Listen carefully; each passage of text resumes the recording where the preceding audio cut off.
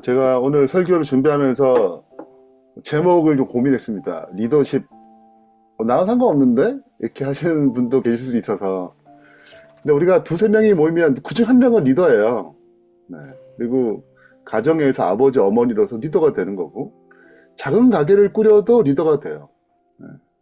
그래서 실은 이 리더십에 대한 부분들은 나와 상관없는 게 아니라 굉장히 가까이 있고, 그리고 누가 리더가 되느냐에 따라서 그 공동체 운명이 좌지우지되기 때문에 우리는 이 리더십에 대해서 꼭 생각을 하고, 또 느헤미야가 성경에 나오는 좋은 리더들 중에 굉장히 대표적인 리더예요. 그리고 느헤미야서 자체가 리더십에 대한 굉장히 많은 통찰력을 주는 책입니다. 제가 느헤미야서를 이제 좀 묵상하고 읽으면서 생각난 책이 있어요. 어제부터 다시 읽기 시작했는데, 이제 헨리 블랙캅의 영적 리더십이라는 책이에요. 지금 돌아가셨지만 제가 제 목회에서 굉장한 영향력을 준 이분 책을 제가 다 샀기 때문에, 그래서 헨리 블랙캅의 영적 리더십 정말 좋은 책이거든요. 꼭 리더십에 관심이 있다 그러면 한번 읽어보시면 좋겠고, 제가 다시 읽으면서 제 첫 번째 딱 열었더니 이 문구가 나오더라고요. 너무 인상적이어서 이렇게 말씀드립니다. 첫 장이 이제 리더의 도전인데, 그 내용 제일 앞부분에 이렇게 기록되어 있어요. 하나님을 알고 기독교 방식으로, 성서적 방식으로 이끌 줄 아는 그리스도인의 리더들은 하나님이 없이 노련하고 유능한 리더들보다 훨씬 탁월한 역량을 발휘하게 될 것이다. 그래서 하나님의 방식이 있거든요. 그 방식을 한다면 우리는 우리 삶 가운데 정말 탁월한 리더가 될 수 있다라는 보증이에요. 그래서 요셉과 다니엘, 느헤미야 대표적인 거잖아요. 세 가지 살펴볼 텐데, 첫 번째는 침묵의 시간이 필요한 것입니다. 그 침묵의 시간은 가만히 있는 게 아니고 영적인 통찰력 얻기 위한 시간이에요. 자, 본문에 보게 되면 11절에 보면 3일 동안 예루살렘 도착했어요. 드디어 이제 페르시아에서 예루살렘 도착했단 말이에요. 자, 도착하자마자 그가 비전이 있고 막 군대도 데려오고 제목도 가지고 재원도 가져왔으니까 뭔가 있을 거 아니에요. 그 뜨거운 열정을 가지고 왔는데, 근데 3일 동안 침묵했어요. 아무 말도 하지 않았어요. 그리고 12절, 내 하나님이 내 마음에 감화하사 예루살렘에 행하게 하신 일을 말하지 않았습니다. 침묵했고, 그 다음에 이제 13절에 보면 예루살렘 성벽도 무너진 걸 확인하고 성벽을 살펴보고 다 현실을 이제 조사한 거죠. 현실 파악한 것입니다. 네. 그리고 어떻게 지금 이 사람들을 완전 실망과 절망 가운데 무기력한 이 사람들을 일으킬 것인가 생각하지 않았겠어요? 이 3일이라는 시간은 하나님의 감화를 따라서 기도하면서 자신의 생각과 계획을, 감정을 또 다듬어가고 현실을 파악하고 영적으로 준비하고 계획을 세우고 비전을 다듬어가는 굉장히 중요한 시간이죠. 똑같이 오늘날에도 이 침묵의 시간은 동일하게 필요한 것입니다. 멈추고 관찰할 필요가 있어요. 내 바쁜 일상을 좀 잠시 또 상황을 객관적으로 바라볼 수 있는 시간. 하나님께서 여기에서 뭐라고 말씀하시는가, 내가 어떻게 바라시는가. 이게 영적 리더십의 핵심이거든요. 하나님의 인도하심을 다루는 것, 하나님의 세미한 음성, 도우심을 바라보는 것. 그리고 이제 마지막으로 이 일이 하나님의 뜻과 일치하는가, 이 계획이 하나님의 도우심의 역사하심에 문제가 없는가, 이런 깊은 시간을 갖는 것. 이 시간이 중요하다. 제가 가끔 재림 연성하게 되면 보통 이런 일을 되게 많이 해요.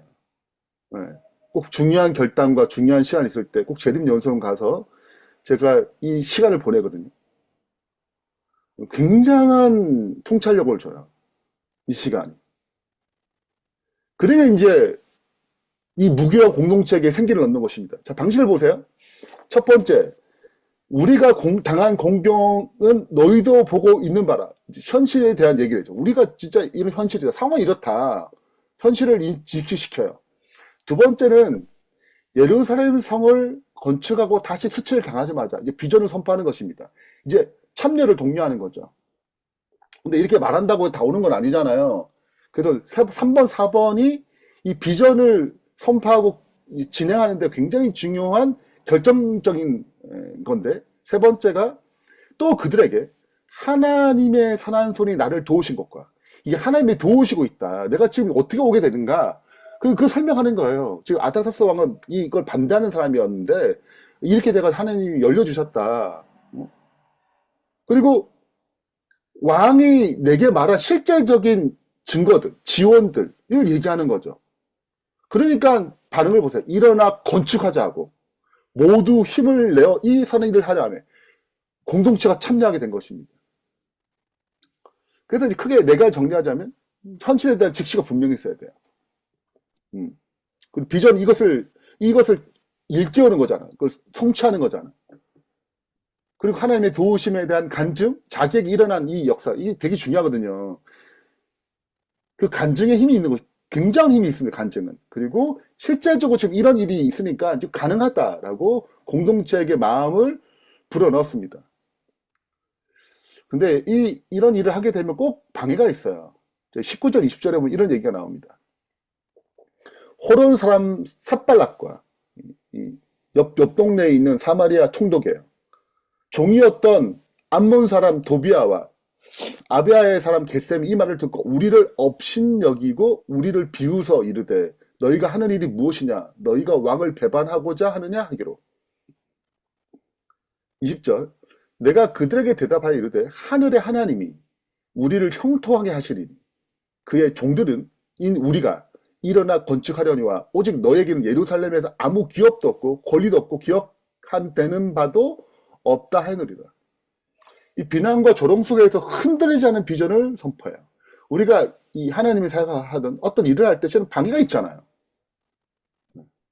근데 우리 기억해야 돼요. 뭐라고 고백해요? 하나님의 주권, 하나님이 지금 역사하신다. 우리의 비전은 분명하다. 담대하게 선포하는 것입니다. 우리 삶 가운데 비난이 와요. 저도 비난 많이 받거든요. 네. 근데 이런 비난과 조롱, 이런 소리에 첫 번째 하나님의 주권, 다스릴 나라. 이게 하나님의 도우심이지, 하나님의 이끄심이지, 하나님의 역사에 내 중심을, 내 기초를 놓아야 되고, 그리고 내게 주신 비전이 선명해야 돼요. 하나님이 주신 비전임을. 우리는 사람의 인정에 따라서 움직이는 게 아니라 하나님의 부르심에 따라 움직이는 사람이기 때문에 비전이 분명하게 되면 흔들리지 않습니다. 제가 온라인 교회를 개척할 때 제가 정말 흔들렸거든요. 분명히 비전을 받고 시작했는데 뭔가 다 될 것 같아요. 되는구나 진짜.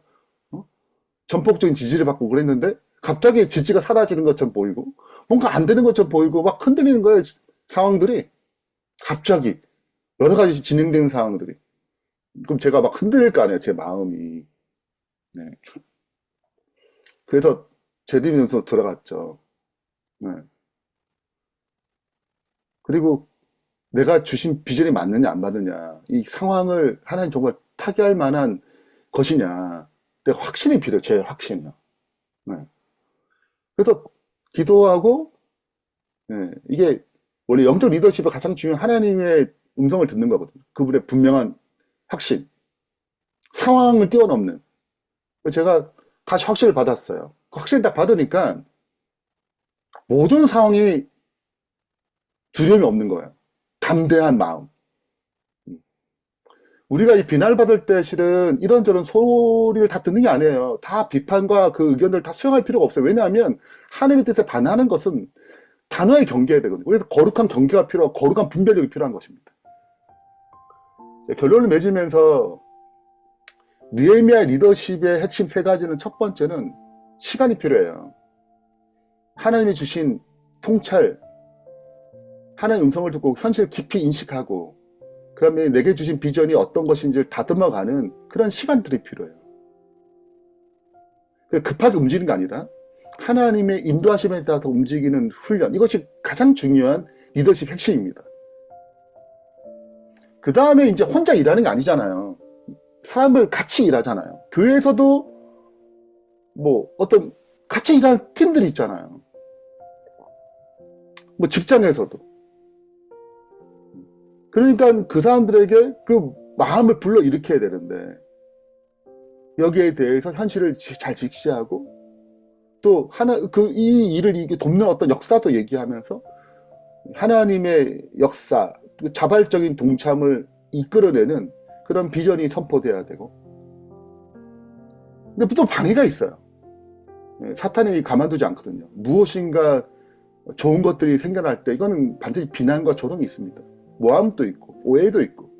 그렇기 때문에 비난과 조롱 속에서도 하나님께 분명한 이 비전을 담대하게 흔들리지 않게 선포하는 것, 분별하는 것, 이것이 우리에게 필요하다. 그래서 우리가 느헤미야가 이 과정에서 52일 만에 그 수년 동안 안 됐던 그 일이 52일 만에 성취해요. 단번에. 그래서 우리가 이제 느헤미야를 묵상할 때 이 리더십도 꼭 잊지 말고 같이 묵상하시면서 이 하나님께서 우리를 이끌어갈 때, 리더를 세우실 때 우리가 어떠한 마음과 자세와 지도를 가져야 되는지 함께 영적으로 성장해가는 주의 백성 되길 바라면서 말씀 마치겠습니다.